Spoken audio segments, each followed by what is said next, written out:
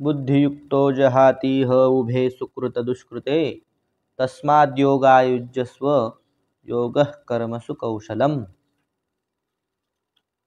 मागच्या श्लोकामध्ये जी फलासक्ती आहे, फलासक्ती ठेवून जे कर्म केल्या जातं ते कर्म जे आहे ते अत्यंत निकृष्ट आहे असं सांगितलं. म्हणून तू परमार्थ बुद्धीला शरणे, म्हणजे जी सांख्य बुद्धी आहे त्या सांख्य बुद्धीचा आश्रय कर, म्हणजे समत्व बुद्धीचा आश्रय कर असं सांगितलं. मग त्या समत्व बुद्धीने युक्त होऊन तू कर्म कर. मग ती समत्व बुद्धीने युक्त कर्म केल्यानंतर काय होईल ते सांगतात. समत्व बुद्धियुक्त सन स्वधर्मम अनुष्ठितम अनुतिष्ठन यत् फलम प्राप्नोति तत्शृणु. समत्व बुद्धियुक्त सन, समत्व बुद्धियुक्त होऊन, मागच्या श्लोकामध्ये ज्या समत्व बुद्धीला शरण जाण्यास सांगितलं त्या समत्व बुद्धीनं युक्त झाल्यावर होऊन स्वधर्म अनुष्ठिष्ठन, स्वधर्माचं अनुष्ठान करणारा यत् फलम प्राप्नोति, जे फल प्राप्त करतो तत्शृणु, ते आहे. म्हणजे फळ सांगतात समत्व बुद्धीचं. तर बुद्धियुक्तो जहातीह उभे सुकृत दुष्कृते तस्माद योगायुज्यस्व योगः कर्मसु कौशलम. कसं व्हायचं? समत्व बुद्धीने युक्त व्हायचं. बुद्धियुक्त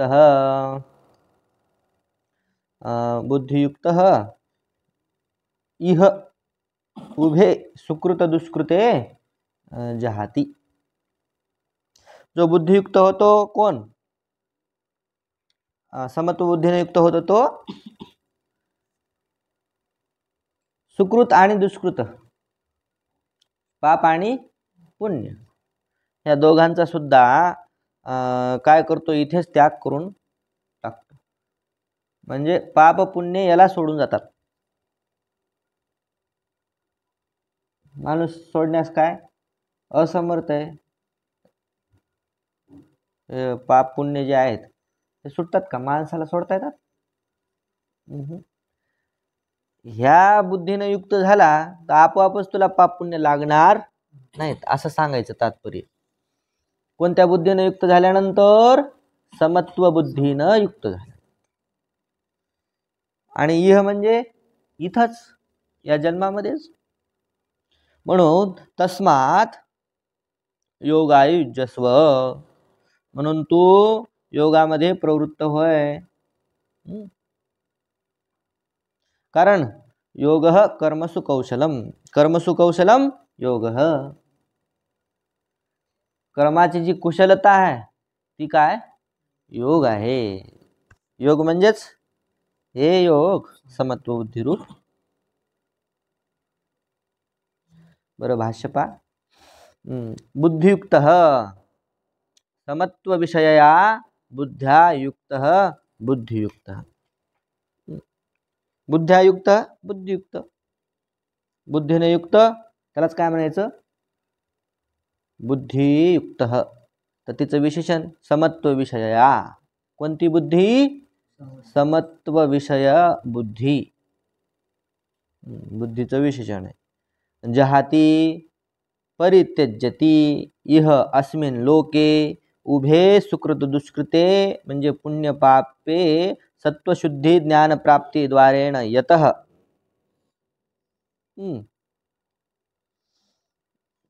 बुद्धियुक्त जहाती म्हणजे बुद्धी परित्यज्यते असं नाही, हे पुढचं. जहाती म्हणजे परित्यज्यती, इह म्हणजे अस्मिन लोके, या लोकांमध्येच.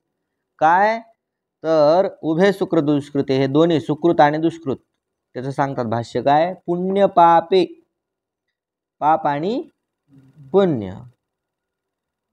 आणि पुन्हा काय? सत्वशुद्धी ज्ञान प्राप्ती द्वारेन. ते पाप पुण्य कशाने जातात? ज्ञान प्राप्ती झाल्यानंतर.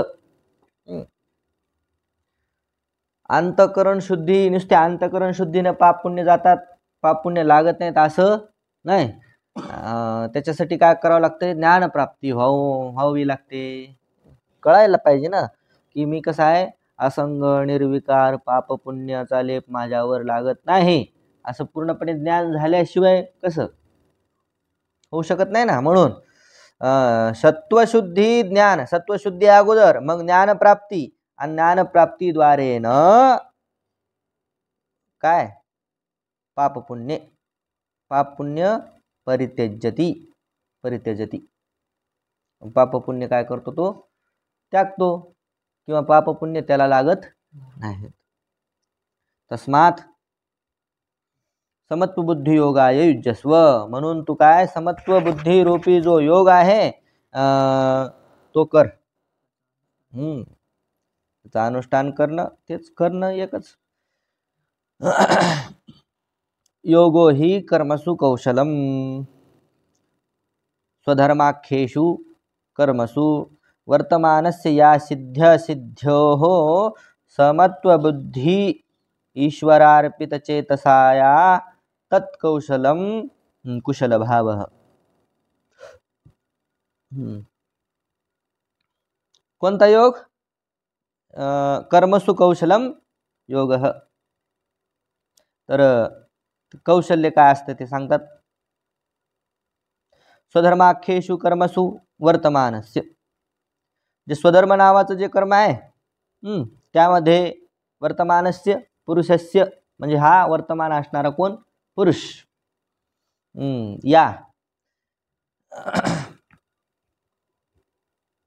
या सिद्धी आणि असिद्धी, सिद्धी आणि असिद्धी रूप कोण, समत्व बुद्धी. आणि ती समत्व बुद्धी कशी आहे पुन्हा, ईश्वरार्पित चेतसस्तया, ईश्वरार्पित चित्ताने, है ना, चित्ताद्वारे. प्रत्येक कर्म कसं केलेलं आहे, ईश्वर अर्पित बुद्धीनं केलेलं आहे. अशी कोणती बुद्धी, चेतस म्हणजे बुद्धीच घ्या इथं पण, ईश्वरार्पण बुद्धी. आणि ती बुद्धी कशी पुन्हा, समत्व बुद्धी. आणि ती समत्व बुद्धी कशी, सिद्धी आणि असिद्धी यांना सम पाहणारी बुद्धी. आणि तत्कौशलम, तेच काय, ते बुद्धीचं कौशल्य आहे, म्हणजे कुशल भाव आहे. सिद्धी असिद्धी या दोन्हीच्या ठिकाणी समभाव ठेवणं, हेच काय बुद्धीचं कौशल्य आहे, कुशलता.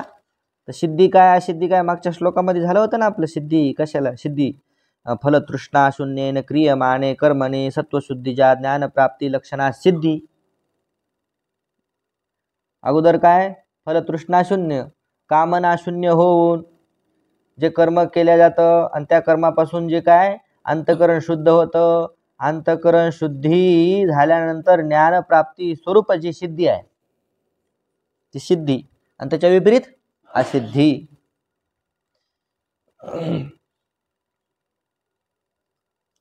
तर समत्व बुद्धी जी आहे तीच काय, तत्कौशलम, तेच काय कर्माची कुशलता आहे.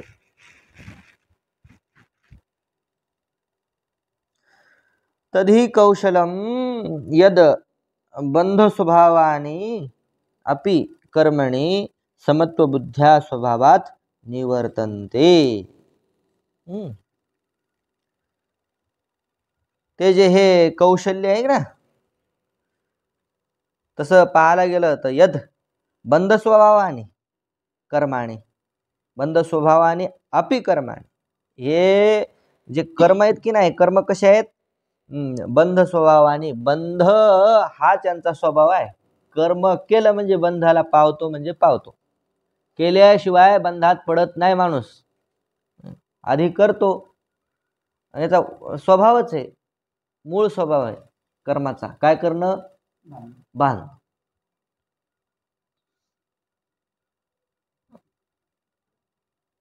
आणि याचा मूळ स्वभाव बांधणं असताना सुद्धा समत्व बुद्ध्या स्वभावात निवर्तनते. समत्व बुद्धीमुळे याच्या स्वभावापासून बाजूला होता येते. म्हणून ही समत्व बुद्धी काय? कौशल्य, कुशल भाव आहे. म्हणजे ज्या आता ऊसातून जायचं आणि पाचट लागल्याशिवाय राहणार का? लागणारच. परंतु असं काही चालायचं ऊसातून की ते त्याच्यातून त्याला पाचट लागू नाही. त्याला म्हणायचं कुशलता किंवा कुश असतो की नाही आपल्या इकडं, आमच्या इकडं हा गवत गवत गवत असते, कौसाड म्हणतात त्याला. आमच्या वड्यानं भलं ते कौसाड लय पवित्र असते. कुश दर्भ आणि ते याला आता कोणती अमावस्या होऊन गेली नाही, त्या अमावस्याला ते दर्भ बनवण्याकरता काढीत असतात कुश. ते बरोबर असं काढायचं असतं ते. हां, आणि ते कडक पान असते, ते बोट कापण्याची शक्यता असते. मग ते एखाद्याला जमतं बरोबर काढायला व्यवस्थित असं. त्याचं हे बनवण्याकरता काय म्हणतात त्याला, दर्भ अंगठी. तर कुशल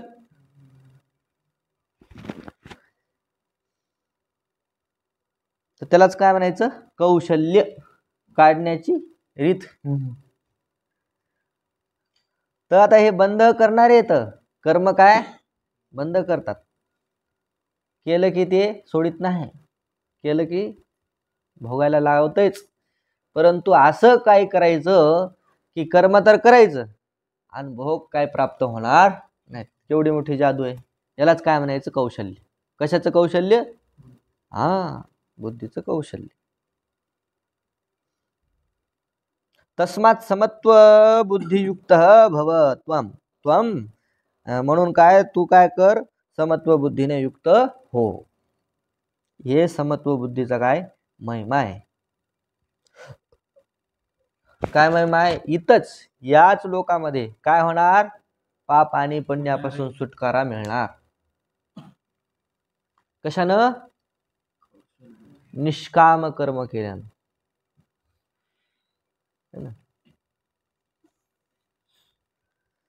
म्हणून यस्मात् कर्मजं बुद्धियुक्ता हि फलं त्यक्त्वा मनीषिणः जन्मबंध विनिर्मुक्ता पदं गच्छन्त्यनामयम्.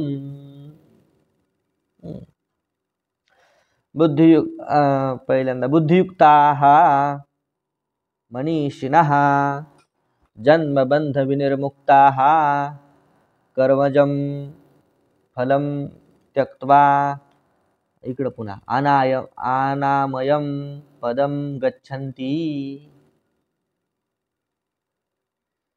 बुद्धियुक्ता हा म्हणजे या समत्व बुद्धीनं युक्त असणारे कोण? मनीषिणः. मनीषिणः ज्ञानी शहाणे.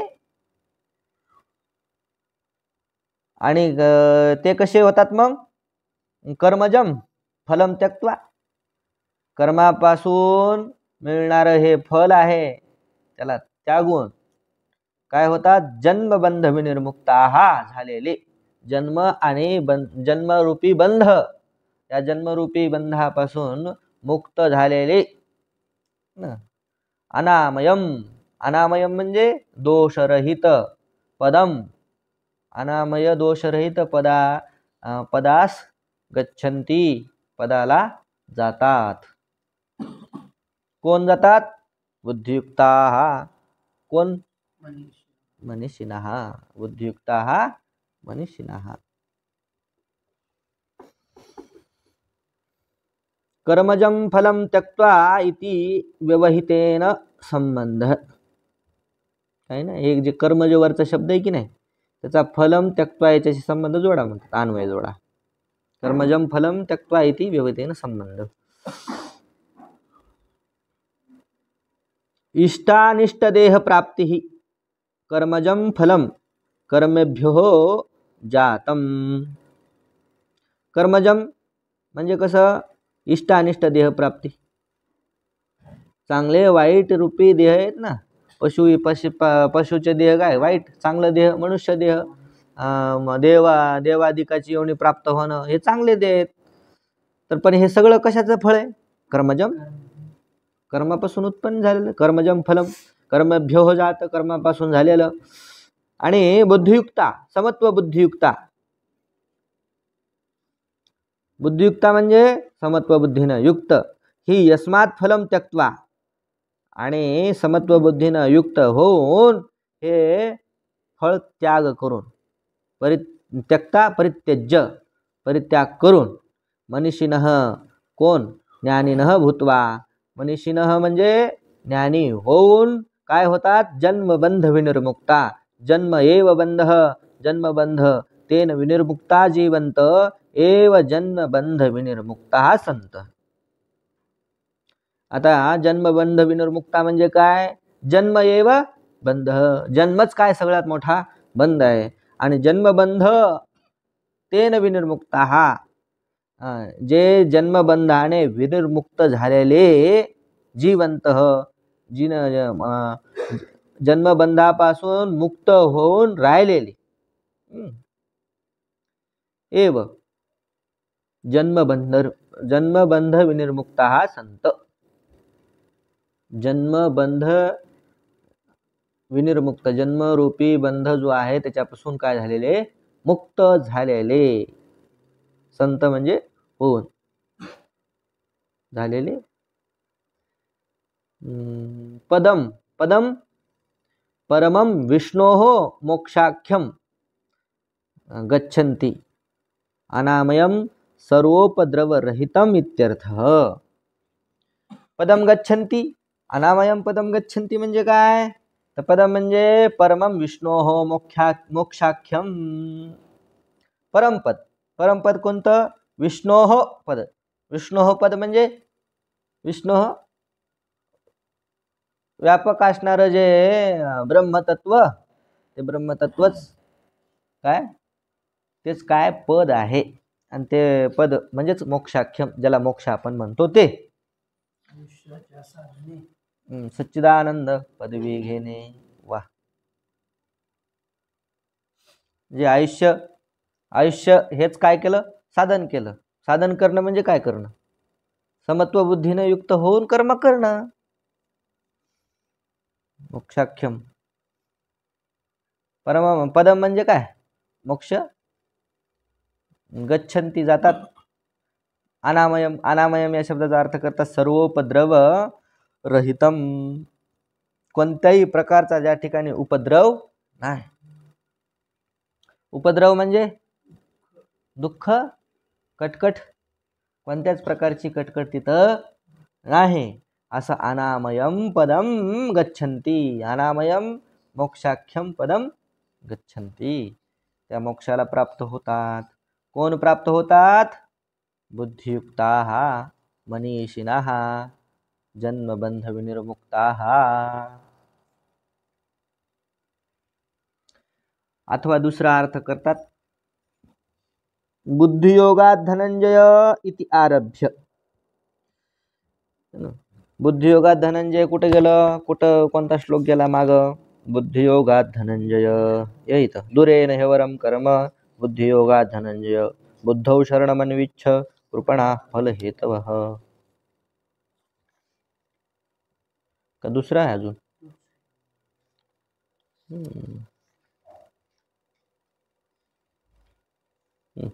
तो बुद्धियोगा, इस श्लोक से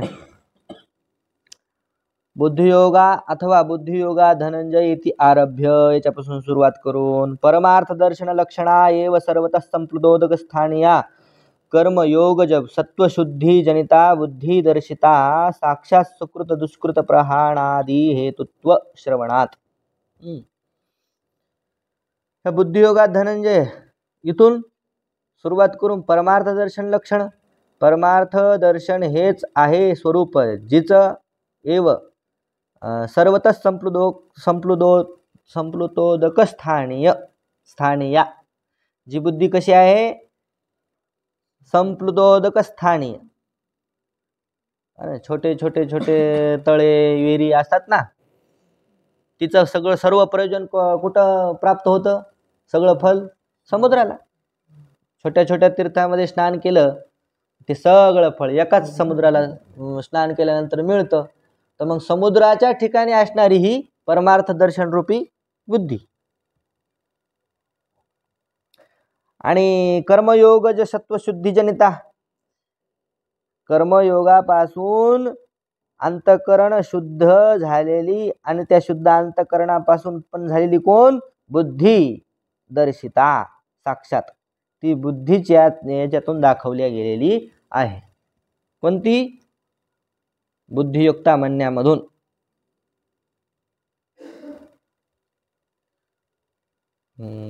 सुकृत दुष्कृत प्रहाणादी हेतुत्व श्रवणात. आणि ती बुद्धीच काय करते? तिला एकदा प्राप्त झालं की तिच्यामध्ये कोणतं सामर्थ्य आहे? परमार्थ दर्शन लक्षण जी कोण? बुद्धी. म्हणजे ज्ञान प्राप्ती होणं. ज्ञान प्राप्ती झाल्यानंतर ची स्थिती तर काय होईल? तेव्हा सुकृत दुष्कृत प्रहाणादी हेतुत्व, त्या ज्ञानामध्येच काय? सुकृत दुष्कृत नष्ट करण्याचं सामर्थ्य.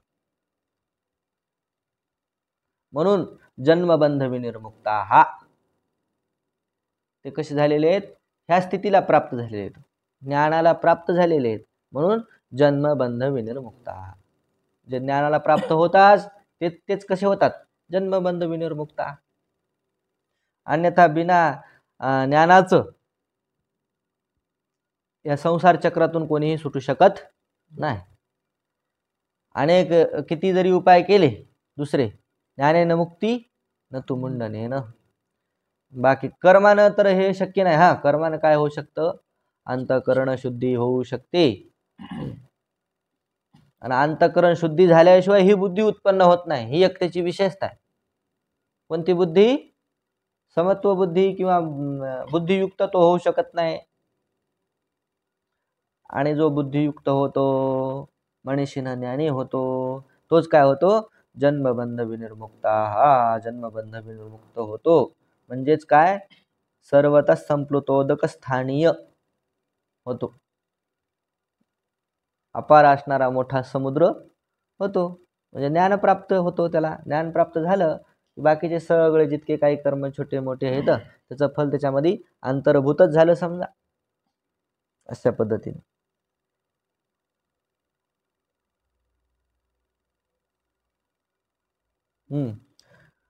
योगानुष्ठान जनित सत्वशुद्धीजा बुद्धी कदा प्राप्यते इति उच्यते. ही योगानुष्ठान जनित सत्वशुद्धीजा है ना, शुद्ध अंतकरण झाल्यानंतर जी उत्पन्न होती. सत्व कसं सत्वशुद्ध होतं? तर योगानुष्ठान जनित. योगानुष्ठान म्हणजे निष्काम कर्म केल्यानंतर जे सत्व शुद्धी होती, म्हणजे अंतकरण शुद्धी होती, आणि त्याच्यापासून उत्पन्न होणारी कोण? बुद्धी. कदा प्राप्यते, ती बुद्धी कधी प्राप्त होईल है ना, कधी प्राप्त होते? इति उच्यते, ते सांगतात. यदा ते मोहकलिलं बुद्धिर्व्यतितरिष्यति तदा गन्तासि निर्वेदं श्रोतव्यस्य श्रुतस्य च.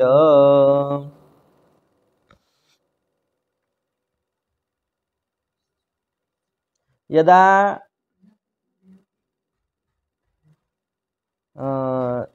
ते मोहकलिलं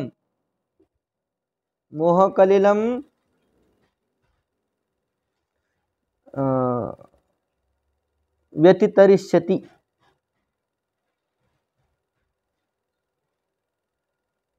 बुद्धिर्व्यतितरिष्यति तदा निर्वेदम गंतासी. निर्वेदम गंतासी म्हणजे वैराग्याला प्राप्त होणार. पण कशा पद्धतीने प्राप्त होणार? श्रोतव्यस्य श्रुतस्य च निर्वेदम गंतासी.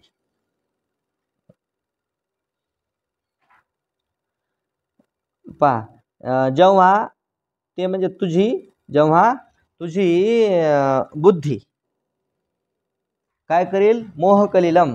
मोहकलिल म्हणजे मोहरूपीच हा काय एक प्रकारचा चिखल, त्याला व्यतितरिष्यति, त्याला काय होईल? पार करेल. तेव्हा तदा श्रोतव्यस्य श्रुतस्य च निर्वेदम गंतासी. तेव्हा तू ऐकल्या गेलेले जे विषय आहेत आणि पुढं भविष्यात ऐकल्या जाणारे जे विषय आहेत म्हणजे भोगलेले विषय माग आणि पुढं भोगणार ज्या विषयाची तू इच्छा करत आहेस ते, त्याच्यापासून काय होईल? निर्वेदम, वैराग्याला प्राप्त होशील. निर्वेदम गंतासी.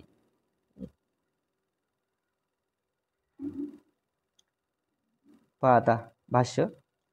यदा यस्मिन् काले ते तव मोहकलिलं मोहात्मकं अविवेकरूपं कालुष्यं येन आत्मानात्मविवेकबोधं कलुषीकृत्य विषयं प्रति अंतकरणं प्रवर्तते तत्तव बुद्धि व्यतिक्रमिष्यति शुद्धि भावम आप्स्यते इत्यर्थः. मोहकलिलम, यदा मोहकलिलम च एवढं काय भाष्य. यदा म्हणजे यस्मिन काले, ज्या काळामध्ये, तव तुझी, मोहकलिलम म्हणजे मोहात्मक, मोहकलिलम म्हणजे मोहात्मक अविवेक रूप. मोहात्मक, मोह धातु आहे, मोह, हाँ मूर्ख होणे, भ्रमित करणे, चित्त वैचित्ते, मोह चित्त वैचित्ते, चित्ताचा विचित्रपणा, जसं दिसायला पाहिजे तसं दिसत नाही. तर मोहात्मक म्हणजेच काय? आता अविवेक, मोह म्हणजेच काय असतो? अविवेक. विवेक म्हणजे जे जशाला तसं दिसणं, वेगवेगळं करून, सत्य सत्य, खोटं खोटं, खरं खरं, खोटं खोटं, हे कळणं म्हणजे काय? विवेक. आणि हे न कळणं म्हणजेच काय? अविवेक. म्हणून मोहात्मकम अविवेक रूपम कालुष्यम, तेच काय? कालुष्य आहे. कालुष्य म्हणजे काळीमा है ना, किंवा चिखल, हाच एक प्रकारचा काय आहे? चिखल आहे. कोण? मोह म्हणजेच कोण? अविवेक. आणि येन, आणि त्या अविवेकाने आत्मानात्म विवेक बोधम कलुषीकृत्य, त्या कालुष्याने काय केला? आत्मा आणि अनात्मा याचा जो विवेक बोध आहे की नाही, ते काय केला? कलुषीकृत्य, काय करून टाकला? झाकून टाकला. म्हणजे एकदम अंधार झाला, काळं झाल्यानंतर दिसते का? नाही दिसत. त्या पद्धतीनं कलुषीकृत्य विषयं प्रति अंतकरणं प्रवर्तते, है ना. कलुषित झाल्यामुळं अंतकरण कसं झालं?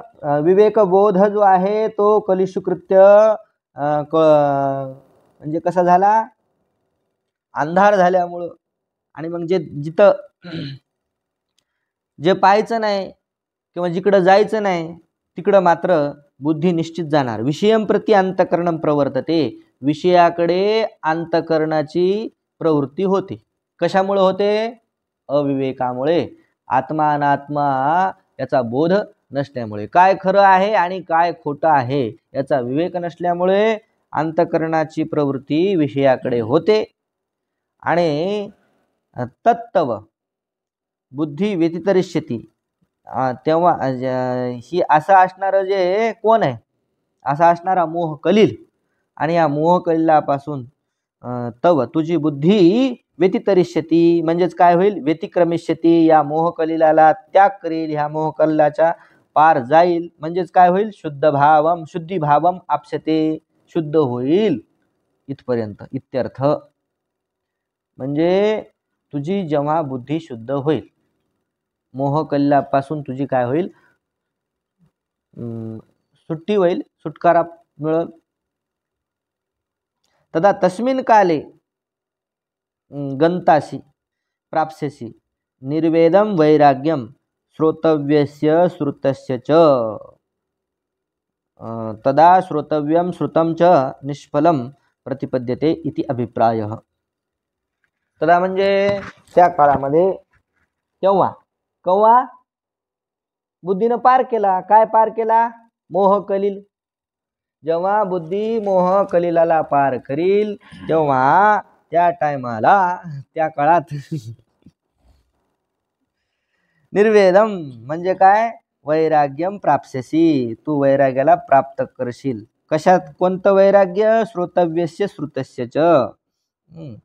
जे ऐकलेत विषय आणि जे पुढं ऐकायचेत, म्हणजे जे अनुभव घेतलेत विषय आणि पुढं अनुभव घ्यायचेत. म्हणजेच काय? तदा श्रोतव्य आणि श्रुतम च निष्फलम. हे दोन्ही बी कसे आहेत? निष्फल आहेत हे सांगायचं. प्रतिपद्यते इति अभिप्राय. म्हणजे अनुभवलेले विषय, श्रुतम म्हणजे ऐकलेले, म्हणजे अनुभवलेले. आता आतापर्यंत जितक्या आपल्या अंतःकरणात इच्छा होत्या आणि त्या इच्छा पूर्ण झाल्या, तर पूर्ण होऊन सुद्धा काय झालं? काय मिळालं? इच्छा होणं बंद झाल्या का? नाही. बरं, त्यानं असं फार लय मोठं सुख झालं असं झालं का? नाही. जे मिळायचं होतं, मिळवायचं होतं ते मिळालं समजा, तर काय होत असते माणसाला? शिंग फुटतात की शेपूट फुटते? काय होते? काय होत नाही. उगाच तात्पुरती मनाची थोडीशी काय यत्किंचित शांती होती आणि पुन्हा मन अशांत होऊन जातं. प्रत्येकाचा अनुभव आहे. माणसाने जितक्या इच्छा केल्या त्या पूर्ण झाल्या तरी चित्त काय झालं? अशांतच झालं. नाही झाल्या तरी चित्त काय झाले? अशांतच झाले. म्हणजे श्रुत म्हणजे भोगलेले विषय. भोगलेले विषय अशाच पद्धतीचे आहेत, तर इथून पुढं भोगायचे किंवा ज्याची इच्छा आहे आपल्या अंतःकरणात विषयाबद्दलची, पदांबद्दलची आसक्ती आहे, ते प्राप्त झाल्यानंतर बी दुसरं तिसरं काय होणार आहे बरं? हेच होणार आहे ना. माग जे मिळालं त्याची हीच गती झाली, तर पुढं जे मिळणार आहे त्याची पण तीच गती होणार आहे. हे निश्चित आहे की नाही? हे असं कळणं. म्हणजे श्रोतव्य श्रुतम च निष्फलम. माग झालेले सगळे विषय भोगलेले ते पण निष्फल आहेत आणि मागचे निष्फल आहेत, म्हणून पुढचे सुद्धा निष्फलच असणार. त्याच्यात काही वाद नाही. असं निर्वेदम, असं वैराग्यम, असं वैराग्य तुला प्राप्त होईल गंताशी. अशा वैराग्याला तू प्राप्त होशील. कधी? योगानुष्ठान जनित शुद्धीच्या बुद्धीनं.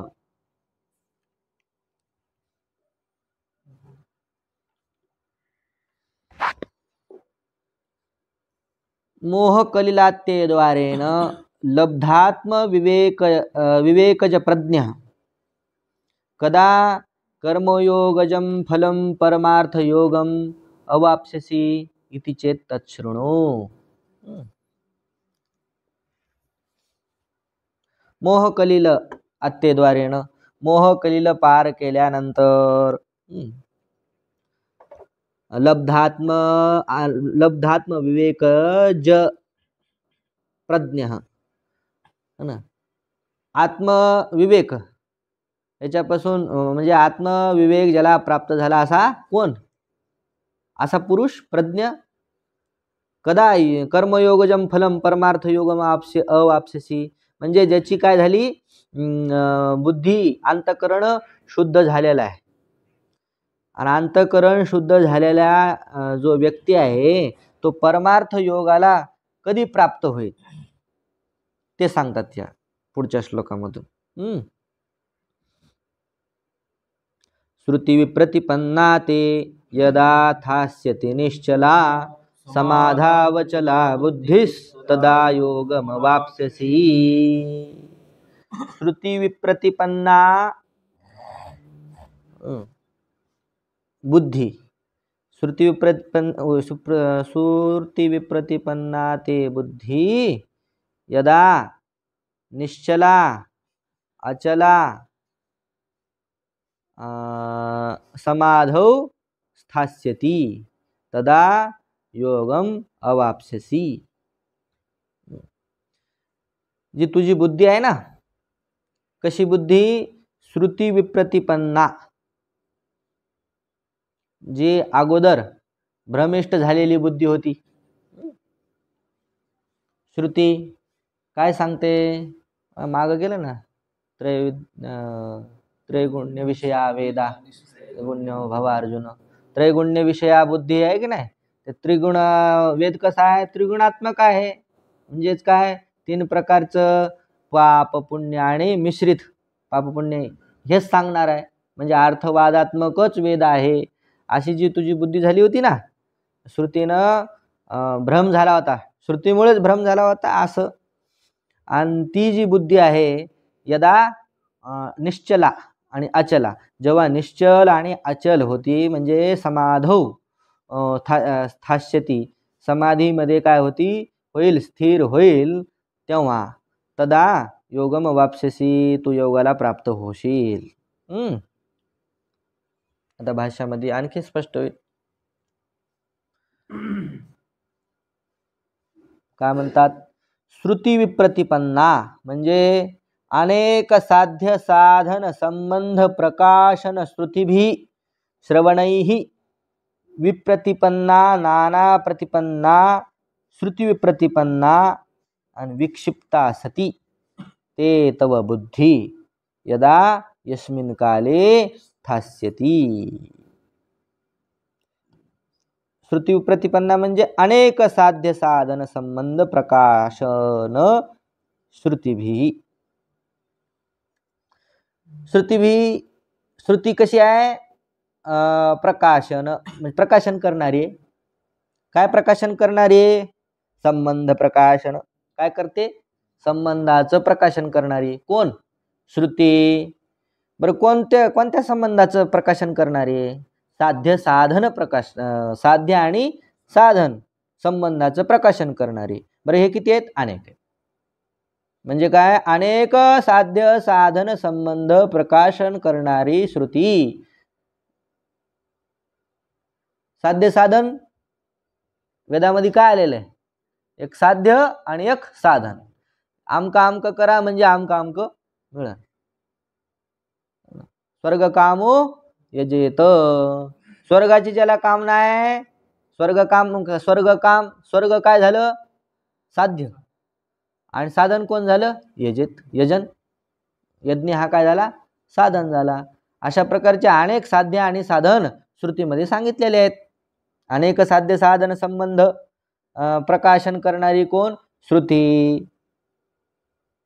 आणि त्या तद्वारे श्रवणैहि विप्रतिपन्ना नाना प्रतिपन्ना श्रुती विप्रतिपन्ना. अशी जी श्रुती आहे, अनेक श्रुती, त्याद्वारे अनेक प्रकारचं तू काय केलं, श्रवण केलं ना. आणि त्यामुळं श्रवणामुळं नाना प्रकारचे काय, साध्य साधन, अनेक प्रकारचे साध्य साधन हे ऐकल्यामुळं त्याच्यामुळं काय झाली, विक्षिप्ता सती, तुझी बुद्धी कशी झालेली आहे, विक्षिप्त झालेली. नाना प्रतिपन्ना श्रुती विप्रतिपन्ना, नाना प्रतिविप्र, जे नाना साध्य साधन आहेत की नाही, ह्याच्यामध्येच अडकलेली म्हणजेच कशी, श्रुती विप्रतिपन्ना. आणि थोडक्यात सांगायचं म्हणजे विक्षिप्ता. बुद्धी कशी झालेली आहे, विक्षिप्ता सती ते तव बुद्धी, अशी तुझी ती बुद्धी. आणि ती बुद्धी यदा यस्मिन काले, ज्या काळामध्ये स्थास्यती म्हणजे स्थिरीभूता भविष्यती, स्थिर होईल. काय होईल, स्थिर होईल म्हणजे निश्चला आणि विक्षेप चलन वर्जिता सती. विक्षेप चलन वर्जित होऊन म्हणजेच कशी होऊन, त्याच्यामध्ये त्याचा विक्षेप निघून जाणं, त्याची जी चंचलता आहे ती जेव्हा निघून जाईल तेव्हा समाधौ, ती कशी होईल, समाधीला प्राप्त होईल. तर समाधी म्हणजे काय, तर समाधीयते चित्तम अस्मिन इति समाधी. माग समाधी शब्दाचा काय अर्थ केला, अंतकरण केला होता की एका ठिकाणी. तर इथं समाधी शब्दाचा अर्थ चित्त ज्याच्यामध्ये समाहित होतं, समाधीयते चित्तम अस्मिन, ज्यामध्ये इति समाधी, ज्यामध्ये चित्त काय होतं, समाहित होतं, त्याला म्हणायचं समाधी. म्हणजेच कोण, आत्मा. समाधी म्हणजे कोण, आत्मा. तस्मिन आत्मनी, आणि त्या आत्म्यामध्ये काय होणं, बुद्धी स्थिर होणं, त्यालाच म्हणायचं समाधी. अचला तत्रापि विकल्पवर्जिता इति एतत्. अचला म्हणजे काय? विकल्पवर्जित, कोणत्याच प्रकारचं त्याच्या ठिकाणी, त्या बुद्धीच्या ठिकाणी विकल्प नाही. बुद्धी म्हणजेच कोण? अंतःकरणम. अंतःकरण कसं झालं? एक तर अचल झालं, त्याच्यामध्ये काय राहिलं नाही, कोणत्या प्रकारचा कंप राहिला नाही, चंचलता राहिलेली नाही. आणि ते अंतःकरण कुठं स्थिर झाले? आत्म्याच्या ठिकाणी. म्हणजे इथं म्हणजे हेच आता इथून पुढं काय होणार? समाधी कळली नाही तर समाधी स्थितप्रज्ञ, स्थितप्रज्ञाचं इथं सुतवत झालं समजा. बुद्धी कशी अचल झाली पाहिजे, आणि अचल होऊन ती बुद्धी कुठं स्थित झाली पाहिजे? आत्म्याच्या ठिकाणी. त्याचंच नाव काय? समाधी. बुद्धी म्हणजे अंतःकरण. तदा तस्मिन् काले योगम वाप्स्यसि. अशा तेव्हा काय होईल? तू योगाला प्राप्त होशील. म्हणजेच कशाला प्राप्त होशील? विवेक प्रज्ञाम समाधीम प्राप्स्यसि. समाधीला प्राप्त होशील म्हणजे विवेक प्रज्ञारूपी समाधीला प्राप्त होशील. ज्ञान होऊन तू कशाला प्राप्त होशील? समाधीला. म्हणजे तुझं जे अंतःकरण आहे ते आत्म्यामध्ये विलीन होईल. आत्म्यामध्ये अंतःकरण विलीन होणं, याचंच नाव काय? समाधी. समाधीमध्ये काय? कोणतीही चित्तवृत्ती राहत नाही. चित्तवृत्ती म्हणजेच काय? अंतःकरण. योगश चित्तवृत्ती निरोधा. चित्तवृत्तीचा, सर्व असणाऱ्या चित्तवृत्तीचा तिथं काय होतो? निरोध होतो. चित्तवृत्ती नसते, फक्त काय होते? तदा स्वरूपे अवस्थानम. तदा दृष्ट स्वरूपे अवस्थानम. स्वरूपाने अवस्थित राहतो समाधीमध्ये माणूस. आणि सुषुप्तीमध्ये बी तसंच होतं, समाधीसारखंच. पण स्वरूपी अवस्थानम नसतं. तिथं कोण असती? अविद्यावृत्ती असते. आणि जिथं अविद्यावृत्ती सुद्धा नाही, आणि फक्त केवळ काय? स्वरूपानुसंधान, म्हणजे स्वरूपानच राहणं फक्त, है ना, त्याला म्हणायचं समाधी. समाधीमध्ये आणि सुषुप्तीमध्ये हा फरक आहे.